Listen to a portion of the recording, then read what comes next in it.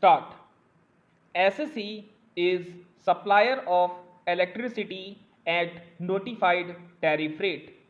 The sale price included advance against depreciation AAD, which is shown by SSE as sales in its profit and loss account. While computing the book profit, SSE deducted the AAD component from total sale price and took only balance amount into the profit and loss account.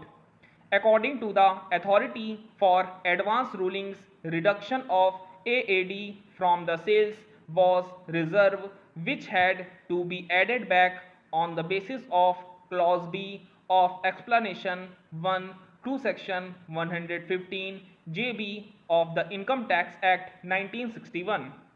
On reading, it is clear that to make an addition under clause B, the two conditions which must be jointly satisfied are that there must be a debit of the amount to the profit and loss account, and the amount so debited must be carried to the reserve.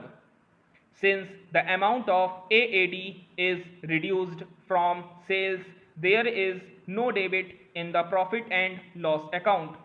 The amount did not enter the stream of income for the purposes of determination of net profit at all. Hence, clause B of explanation 1 was not applicable.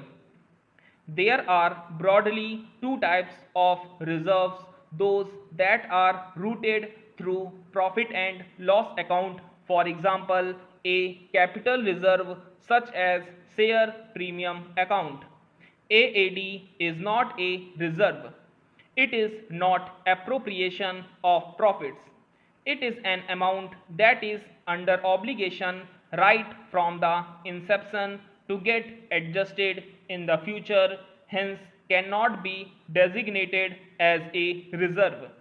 It is nothing but an adjustment by reducing the normal depreciation includable in the future years in such a manner that at the end of useful life of the plant, which is normally 30 years, the same would be reduced to nil. At the end of the life of the plant, AAD will be reduced to nil. Keeping in view the facts, the total profit and loss account will be different from the above.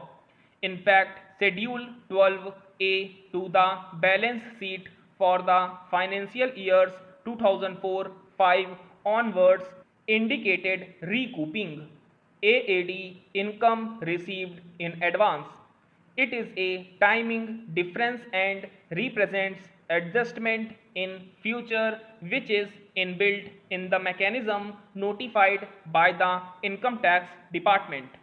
The respondent, who was employed as a teacher under the government of Haryana, claimed advance increments in terms of Punjab government memo dated 1st September 1960.